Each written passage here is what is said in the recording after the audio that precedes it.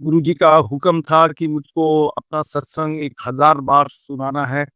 जब भी मैं गुरुजी के समय मंदिर आता था, तो गुरुजी मुझसे सत्संग सुनाने को कहते थे। तो 1995 में मुझे हेपेटाइटिस बी हो गया था। हेपेटाइटिस बी का इलाज तब भी नहीं था, आज भी नहीं है, प्रिवेंटिव चीज़ें हैं। मैं आरएनआर डॉक्टर्स के साथ ट्रीटमेंट कर रहा था, रह रहा था घर पे ही, मगर उन्होंने मुझे डीआई लिस्ट, डेंजरसली इल लिस्ट पे डाल दिया था, जिसका मतलब है कि किसी टाइम भी कुछ भी हो सकता है। तो इन हालात में, क्योंकि एलोपैथी के पास कोई इलाज नहीं था, तो मुझे डॉक्टर ने कहा कि आप कोई भी ऑल्टरनेट थेरेपी करना चाहें तो आप ज़रूर करिए। तो मैंने तरह-तरह की ऑल्टरनेट थेरेपी शुरू की। केरला की थेरेपी थी, हज़ार दाना की गोलियाँ बना के खानी थी। मैंने आयुर्वेदा किया, होम्योपैथी की, मैंने कलर थेरेपी की, मैग्नेट थेरेपी की, मैंने गले में माला डाली। वो नारायणा में कोई गुरु थे जो माला डलवा देते थे। तो कुछ नहीं हो रहा था। 1 महीना हो गया था, मेरा बिलिरुबिन काउंट इतना हाई था। उन दिनों गुरुजी पहली बार दिल्ली में प्रॉपर आश्रम बना के आए, और वो ग्रेटर कैलाश में आश्रम था। एक एयर मार्शल की वाइफ थी, मैं एयरफोर्स में तब ग्रुप कैप्टन था। वो एयर मार्शल की वाइफ मेरे पास आई, और वो खुद डॉक्टर थी। उन्होंने कहा कि हम एक गुरुजी से जुड़े हुए हैं जलंधर से, और वो गुरुजी आजकल दिल्ली आए हुए हैं। तो अगर आप ठीक समझो तो मैं आपको वहाँ गुरुजी के पास ले सकती हूँ। तो मैंने इंस्टेंटली कहा कि नहीं, मैं जाऊँगा।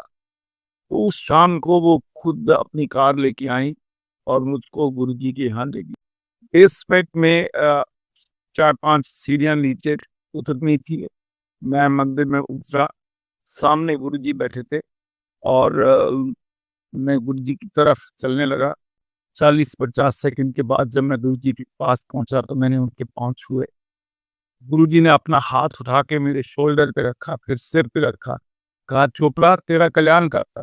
तेनो मैं ठीक था। Instantly, Guruji said that. I went and sat in one corner, क्योंकि डॉक्टर्स ने कहा था कि इस कंडीशन में मेरे को कोई मूवमेंट नहीं करनी, मेरे को अपने बेड रूम से बाहर जाना अलाउड नहीं था, मगर मैं 12-15 किलोमीटर दूर गुरुजी के आश्रम आया था। मुझको बॉडी में वीकनेस थी, तो मैं दीवार के साथ जाके बैठ गया। थोड़ी देर बाद गुरुजी ने अमृत बनाना शुरू किया। जो नहीं जानते उनको बताऊं कि अमृत कैसे बनता था।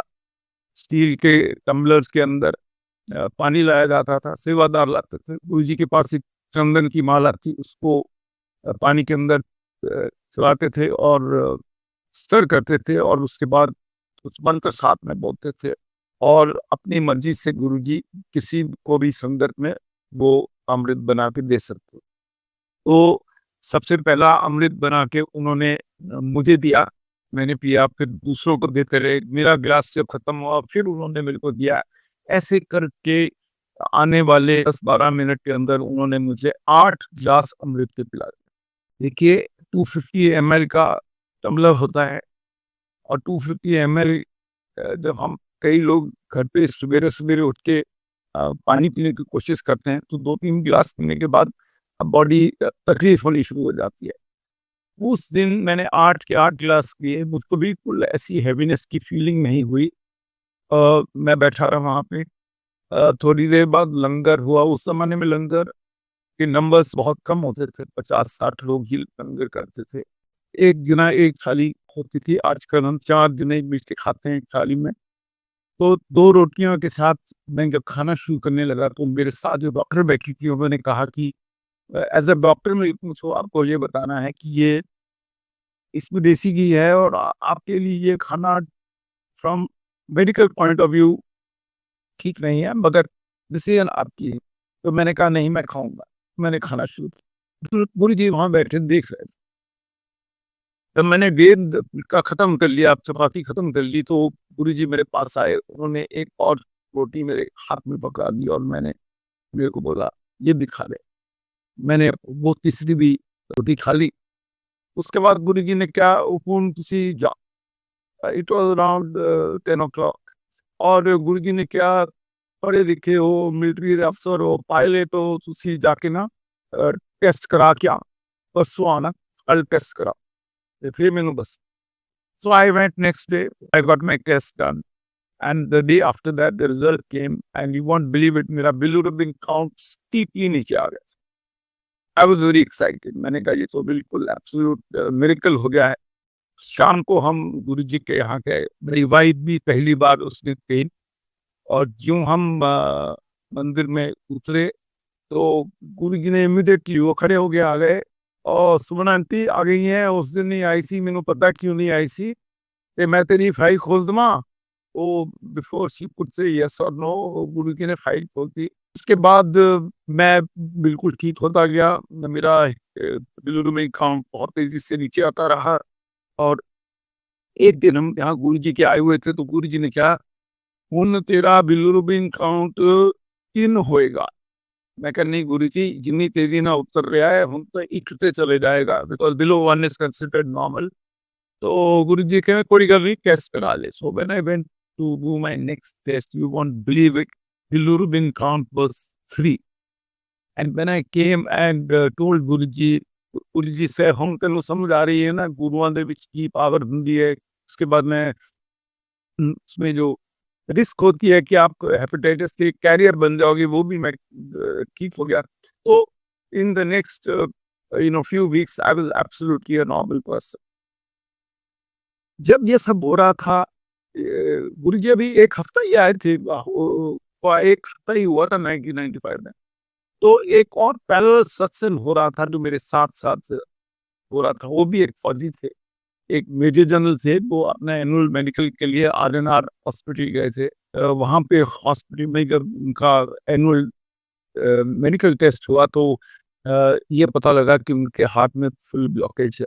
95 में बाईपास सर्जरी एक बड़ी बात होती थी और उनको एडवाइस किया गया कि आप जाके एस्कॉर्ट्स हॉस्पिटल में, जो डॉक्टर त्रेहन इंडिया ने बोला था कि जाइए वहाँ पे अपना बाईपास के लिए अपॉइंटमेंट करा लीजिए। तो उन्होंने बाईपास के लिए अपॉइंटमेंट ली। उस ज़माने में गवर्नमेंट कुछ पैसा देती थी, तकरीबन 1,40,000 रुपया का कॉस्ट होती थी ये बाईपास की। एक सर्विंग मिलिट्री ऑफिसर या गवर्नमेंट ऑफिसर को भी ये पैसा दे दिया जाता था और वो जाके उन्होंने टेस्ट कराया। उन्होंने कहा हाँ 100% ब्लॉकेज है तो और आपका बाईपास होगा और उसके लिए उन्होंने अपना पैसा वगैरह जमा करा दिया और अपनी अपॉइंटमेंट ले।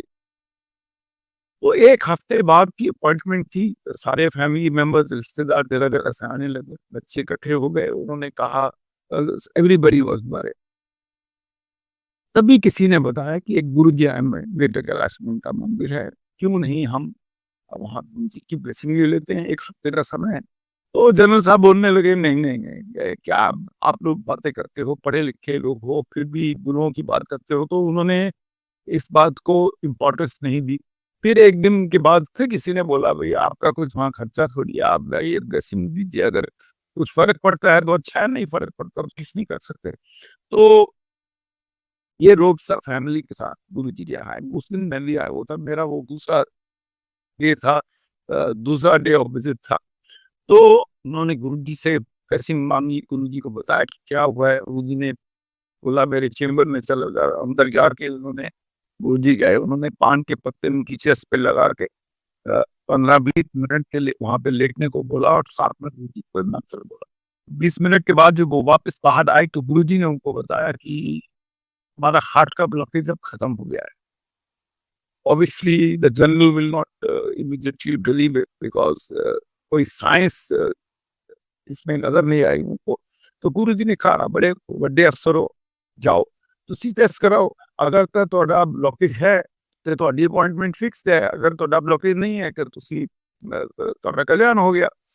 So you won't believe it, वो जनरल साहब जाते हैं स्कॉट्स ऑफिस, स्कॉट्स वाले कहते हैं बड़ा एक्सपेंसिव टेस्ट है, आपको इसके पे पैसे एक्स्ट्रा देने पड़ेंगे। वैसे भी हम तो बिलीव नहीं करते जो आप कह रहे हो बात। तो वो टेस्ट करते हैं और ब्लॉकेज बिल्कुल नहीं है। सो दी स्कॉट्स डॉक्टर्स आर अमेज्ड कि ये क्या हुआ। उन्होंने जब पूरी कहानी सुनी तो उन्होंने कहा कि हम भी जी यहाँ आएँगे। तो फिर डॉक्टर त्रेहन और कई डॉक्टर गुरुजी के पास यहाँ आए। अभी को देखा कि साहब बातें करते हो क्या? उसके बाद जनरल साहब बिल्कुल ठीक हो गए, उन्होंने अपनी जो भी एडवांस वगैरह गवर्नमेंट से लिया था उसको वापस कर दिया और जो भी उनकी लाइफ की कैरियर था वो उसके बाद बताया गया। मैंने 2 आपको ऐसे इंसिडेंट बताए हैं, गुरु जी के सत्संग सुनाए हैं जो दोनों एक मिलिट्री ऑफिसर्स के साथ हुए और मेडिकल रिलेटेड ये एस्पेक्ट्स थे। मगर गुरु जी के जो सत्संग हैं उनमें बहुत और तरह-तरह की चीज़ें हैं। सिर्फ़ हीलिंग के अलावा भी बहुत कुछ गुरु जी के यहाँ था।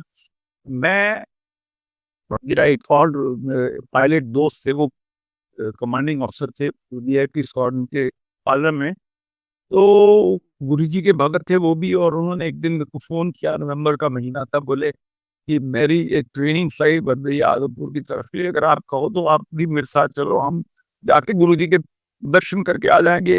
1 घंटा हम गुरुजी के यहाँ बैठेंगे और उसके बाद आके मैं अपनी फ्लाइट वापस लेके आ जाऊँगा। मैंने कहा बहुत अच्छा आइडिया है। तो हम सवेरे-सवेरे 8 बजे की उन्होंने टेक ऑफ प्लान की। तो मैं गया पालम में और वहाँ पे एयरपोर्ट पे हम जहाज में बैठे, एकदम विज़िबिलिटी ड्रॉप करी और विज़िबिलिटी 0 हो गई। तो विज़िबिलिटी क्लियर होते-होते 12 सवा 12 बज गए और फिर हम सवा 12 टेक ऑफ किए और वहाँ पे हम आदमपुर पहुँच गए। वहाँ से फिर हम गुरु जी के यहाँ पहुँचे, तो फाइनली हम गुरु जी के आश्रम सवा 4 बजे शाम को पहुँचे। तो जब हम आदमपुर में लैंड किए तो हमारे को बेस कमांडर ने कह दिया कि आज नाइट फ्लाइंग अलाउड नहीं है, अगर आपको लास्ट टेक ऑफ 6 बजे है आपकी शाम को, तो अगर उससे पहले आप टेक ऑफ कर जाओगे तो ठीक है, नहीं तो आपको टेक ऑफ कल करना। मैंने कहा ठीक है। तो हम गुरु जी के यहाँ जब पहुँचे तो वहाँ पे 3-4 संगत के लोग बैठे हुए थे। उन्होंने कहा, "आप लोग दिल्ली से आए हो? आप लोग पायलट हो?" हमने कहा, "हाँ।"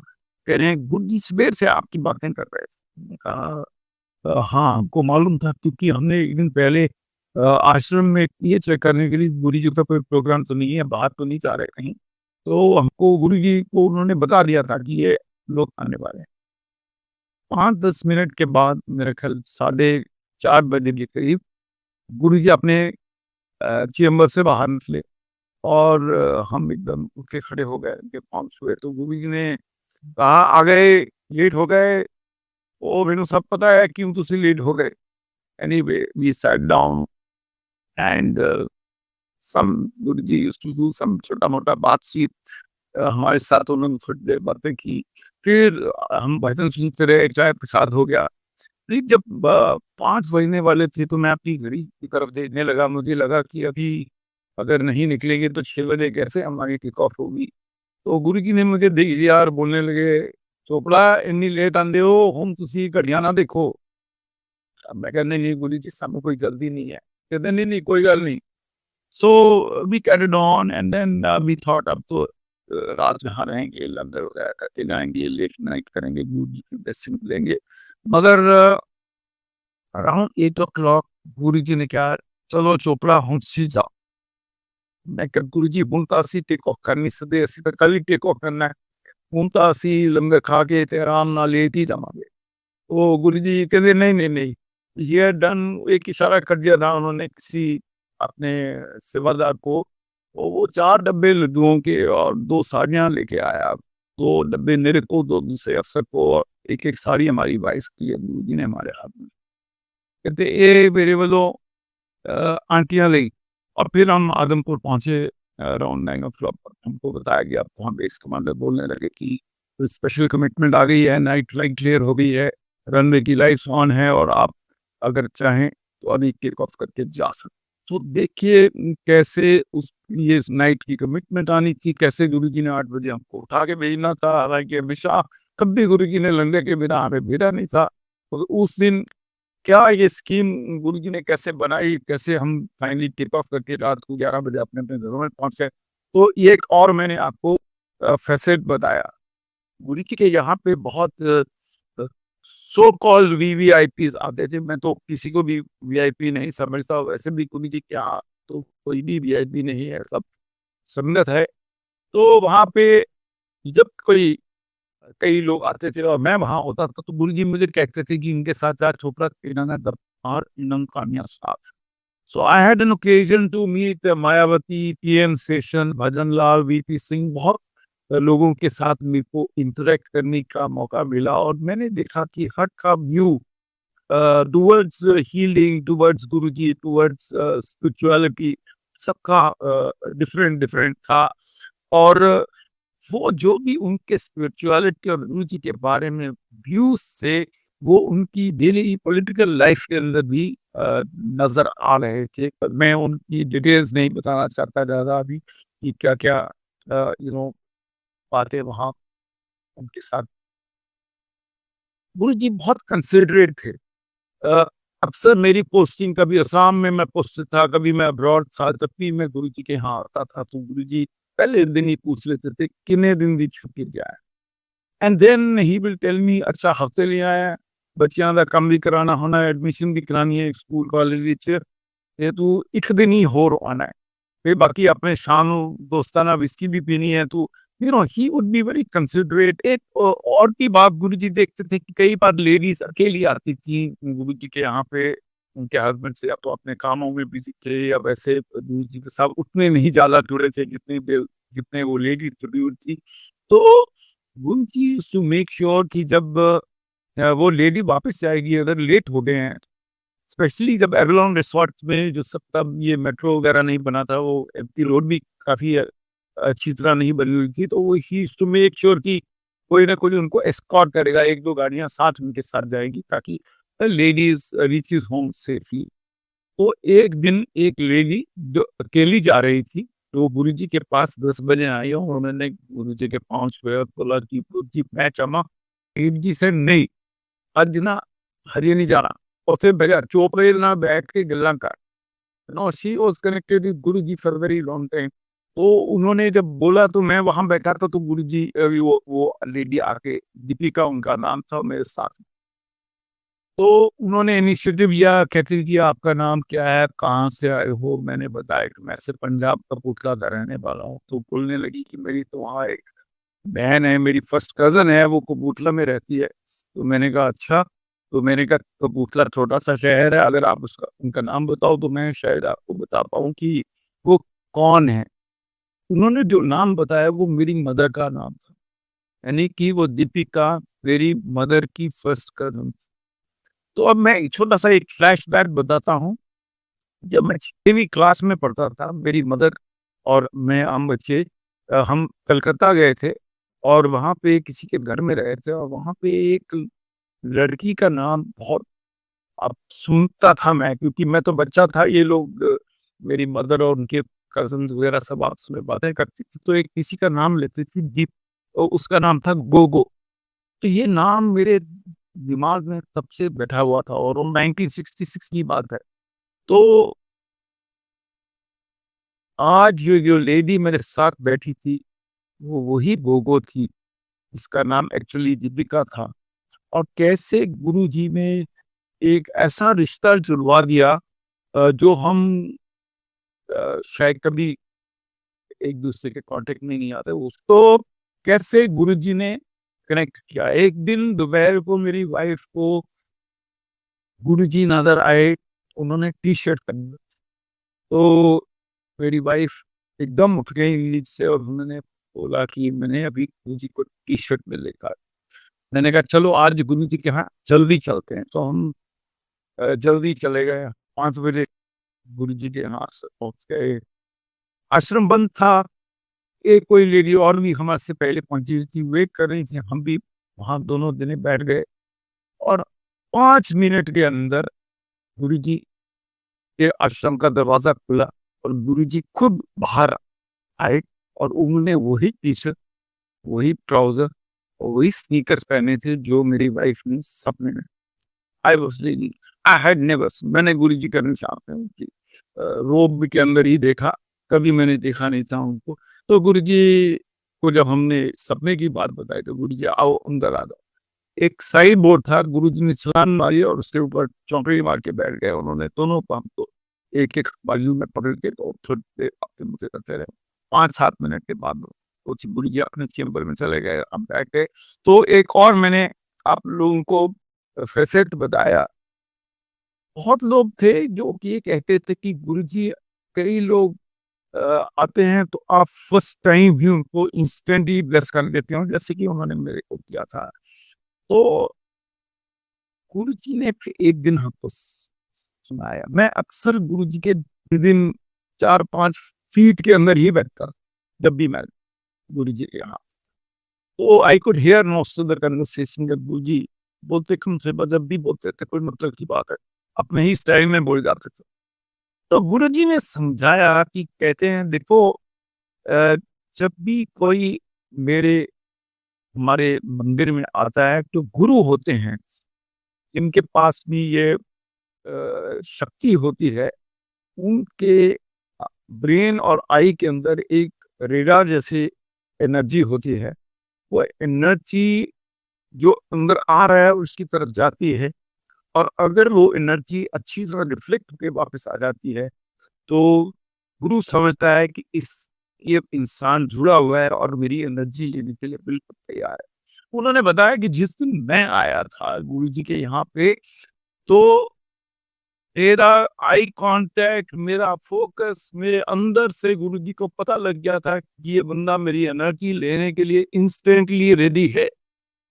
उन लोगों को मैं इमीडिएटली एनर्जी दे सकता हूँ, और वो इमीडिएटली कहते हैं। बहुत लोग ऐसे हैं जो बहुत बहुत साल भी आते हैं, मगर उनके एंटेना गुरु के साथ जुड़े नहीं हैं, इसलिए वो पूरी एनर्जी ले नहीं पाते। तो ये गुरु जी ने एक बड़ी खास बात कही थी। मैंने फिर एक दिन पूछा, क्योंकि मेरी वाइफ और मेरी बेटियां दोनों वो कहती थी कि गुरु जी आपसे कई बार पाँव दबाते हैं, कभी शोल्डर दबाते हैं, हमसे कभी नहीं करवाया, बहुत और लोगों से नहीं करवाते, क्यों? तो मैंने एक दिन गुरुजी से ऐसे बोला कि मेरी जो वाइफ और बच्चियाँ एनवियस हैं कि हमसे कराते हो, उनसे नहीं कराते हो। गुरुजी ने कहा मैं समझाता हूँ।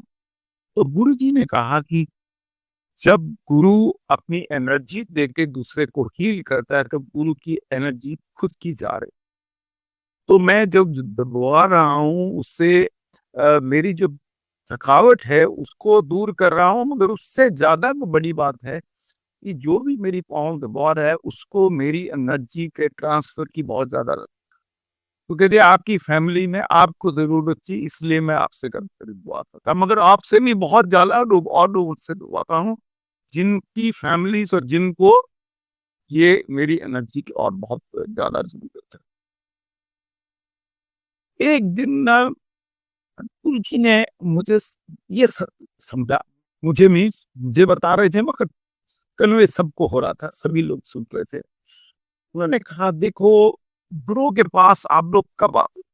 कहते सबसे पहले जब आपको सिर में दर्द होती है तो आप अपना मेडिसिन बॉक्स खोलते हो, एक डिस्प्रिन या एस्प्रिन लेके आपका काम ठीक हो जाता है। फिर 2-3 दिन अगर आपकी मेडिसिन, घर की मेडिसिन से कुछ नहीं हुआ, तो आप अपने फैमिली डॉक्टर को रिंग करते हो, और वो आपको कोई और दवाई बदल देता है। फिर 2-4 दिन चलते हैं, अगर आप फिर ठीक नहीं होते तो डॉक्टर कहता है ये ब्लड टेस्ट, ये कुछ और टेस्ट करा लो। फिर आप टेस्ट कराते हो, कुछ नहीं निकलता है, या कोई क्लैरिटी नहीं आती है, तो वो कहता है किसी स्पेशलिस्ट के पास भेजता है। फिर स्पेशलिस्ट आपसे, आप उसके साथ अपॉइंटमेंट लेते हो, उसके फीस भर देते हो, और उसके बाद आप जाके वहाँ वेट करते हो। कई बार टाइम जो दिया है उसके भी घंटा 1.5 घंटे बाद ही बारी आती है, और फिर वो और टेस्ट कराएगा, कोई एक्स-रे कराएगा, सीटी स्कैन कराएगा, सर्जरी होगी।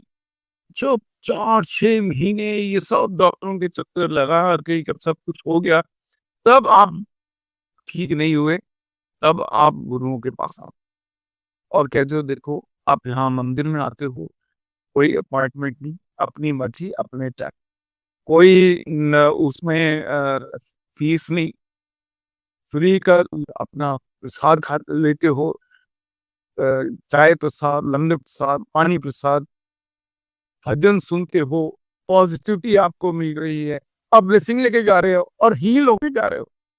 फिर भी जब आप गुरु के यहाँ आते हो, वो अपना 6 महीने भूल जाते हो, कहते गुरुजी हुणे ठीक कर दो मैं, इमीडिएट, इंस्टेंट। तो वो गुरुजी बता रहे थे, जो गुरु के साथ जुड़ते हो, तो जुड़ते हैं, और तभी आपको ब्लेसिंग्स मिलती हैं। ये एक जादू की छड़ी नहीं है जिसको हम चला देंगे और वो आप ठीक हो जाओगे। गुरु जी की नॉलेज बहुत ज़्यादा थी। तो ना एक दिन एक लेडी आई, उसकी 3 बेटियाँ थी, वो चारों जने आए, गुरु जी को यहाँ हमारे पहुँचे। गुरु जी पहले से जानते थे। गुरु जी ने कहा, "तुसी चेंबर च जाओ, चोपड़ा तुदी दा नाल इन्हों कहानी हसना।" तो I also went and I started narrating some of these satsang that I had gone through myself. तो उन्होंने अभी बात ही शुरू हुई थी तो गुरुजी खुद ही आ गया। तो मैं चुप हो गया तो गुरुजी ने बोला, "अच्छा बेटी, तेरी कितना हो गए, इम्तिहान हो गए, कैसे हुए हम क्या?" तो वो बेटी बोली कि अ, "गुरुजी पक्का नहीं पता, ठीक-ठीक ही हुए है। ਕਹਿੰਦੇ ਚੱਲ ਫਿਰ ਕੀ ਸਬਜੈਕਟ ਤੇਰਾ ਸੀਗਾ? ਇਕੋ ਆਨਰਸ?" ਕਹਿੰਦੀ ਹਾਂ। ਕਹਿੰਦੇ ਠੀਕ ਹੈ, ਇਹ ਤੀਸਰਾ ਸਾਲ ਸੀਗਾ। ਚੱਲ ਮੈਂ ਤੈਨੂੰ ਨਾ ਦੂਸਰੇ ਸਾਲ ਦੇ 2-3 ਸਵਾਲ ਕੁਐਸਚਨ, ਅਗਰ ਉਹਦੇ ਵਿੱਚ ਤੂੰ ਠੀਕ ਜਵਾਬ ਦੇਤੇ ਤੇ ਪਾਸ, ਨਹੀਂ ਤਾਂ ਫਿਰ ਪਤਾ ਨਹੀਂ ਕੀ ਹੋ ਤੇਰਾ। ਤੇ ਯੂ ਵੋਂਟ ਬਿਲੀव इट, गुरु जी ने ना सेकंड ईयर के 3 क्वेश्चन पूछे, इको ऑनर्स के।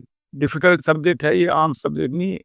और तीनों के तीनों क्वेश्चन वाक़ई सेकंड ईयर के थे और तीनों के तीनों के जवाब वो लड़की ना दे पाई। तो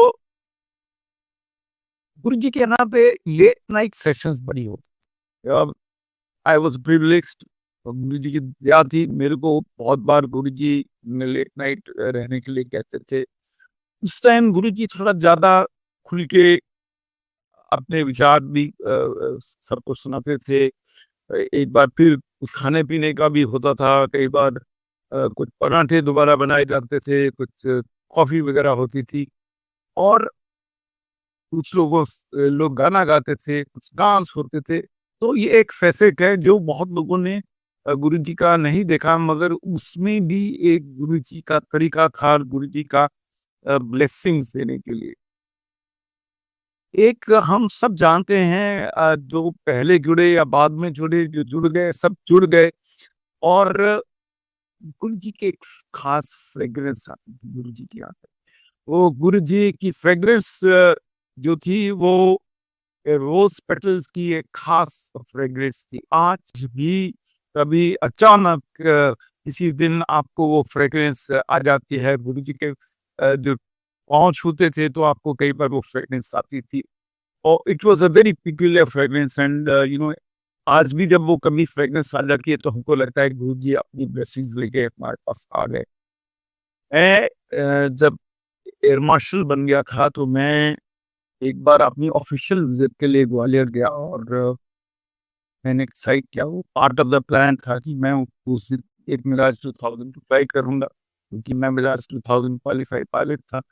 तो मैंने वो फ्लाइट भरी, जब हम टेक ऑफ किए, 2 सीटर जहाज़ था, मैं सीओ के साथ फ्लाई कर रहा था और हम 5 मिनट की फ्लाइट के बाद 11,000 फुट की ऊँचाई पे अचानक एक धमाका हुआ और हमारा इंजन जो था वो फेल हो गया, फायर की लाइट ऑन हो गई और जहाज़ में कई चीज़ें गलत हो गई और अब हमको लगा कि अब हमको जहाज़ को छोड़ना पड़ेगा, बेल आउट करना पड़ेगा, यानी कि इजेक्ट करना पड़ेगा।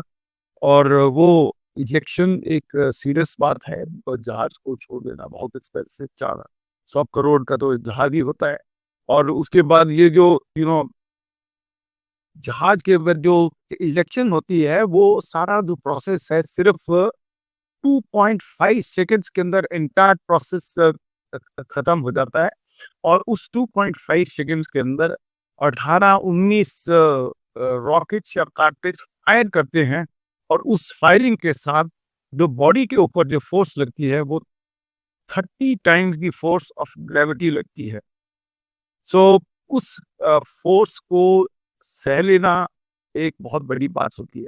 तो ये मुझको मालूम था, मुझको ये भी कॉन्शियस था कि मैं 59 इयर्स प्लस मेरी एज है और नॉर्मली कहा जाता है कि जो लोग 40 साल के ऊपर होते हैं और उनको जब रिजेक्ट होते हैं तो उनके नेक और बैक के ऊपर बहुत बड़ा स्ट्रेन या कोई ना कोई कमज़ोरी रह जाती है। तो वो जब 10, 15, 20 सेकंड हमारे पास से जहाज में से निकलने से पहले और जहाँ तेजी से नीचे उतर रहा था तो मेरे दिल में 2 बातें आई। एक तो मेरे दिल में ये बात आई कि मैं खुद को बोला कि जो मेरी इतने साल की 40 साल की जो मैंने फ्लाइंग ट्रेनिंग की है एयरफोर्स के अंदर, उसका आज ये टेस्ट। और दूसरी बात जो मेरे दिमाग में आई, मैंने कहा Guruji, today is the day you have to put your hand on my head and my shoulder. ये 2 बातें मेरे वो 15-20 सेकंड के अंदर दिमाग में आई। मैंने अपने आप को सब चीज़ अच्छी तरह स्टिफ करके तैयार किया अपने इजेक्शन के लिए, और वो मैं इजेक्शन का गुरुजी की ब्लेसिंग्स हैं कि मुझे कोई नेक और बैक की किसी तरह की कोई प्रॉब्लम नहीं। अच्छा भला मैं चल फिर रहा हूँ। बहुत सारी गुरुजी के मैंने आपको सत्संग आज सुनाए हैं। गुरुजी की ब्लेसिंग्स हर जगह सारी संगत को हर समय मिल रही हैं। हर जिना अपने घर में किसी न किसी तरह के या तो भजन सुन रहा है या जगह-जगह डिफरेंट कमरों में स्वरूप लगा के रखे हुए हैं और गुरुजी की तरह-तरह से ब्लेसिंग ले रहे हैं। कोई सत्संग कर रहा है, कोई करा रहा है सत्संग। ये सारी चीज़ें गुरुजी जब थे, वो कहा करते थे, "अजे देखना अगे की हुंदा है, इत्थे लाइनां लगनियां है and you won't believe it." बड़ा मंदिर आज अगर आप जाओ तो कार आप जहाँ पार करते हो 2.5-3 किलोमीटर दूर, पर कैसे अरेंजमेंट है, कितना अच्छी तरह से सेवादार लोग आपको लेके वहाँ से पिकअप करते हैं, आपकी कार से मंदिर तक लेके जाते हैं। कैसे मंदिर में इतनी अच्छी तरह कोऑर्डिनेशन होती है, इतना बड़ा टीम लगी हुई है मंदिर के अंदर जो सारा ये कोऑर्डिनेशन कर रही है, उस द पावर ऑफ गुरुजी। हर दूसरी कार दिल्ली में एनसीआर में जो चल रही है उसके पीछे गुरुजी लिखा हुआ है। वर्ल्ड ओवर ओवर 180 190 कंट्रीज के अंदर सत्संग हो रहे हैं, वहाँ पे संगतें जुड़ी हुई हैं। This is the power of Guruji, this is the blessings of Guruji. जय गुरुजी।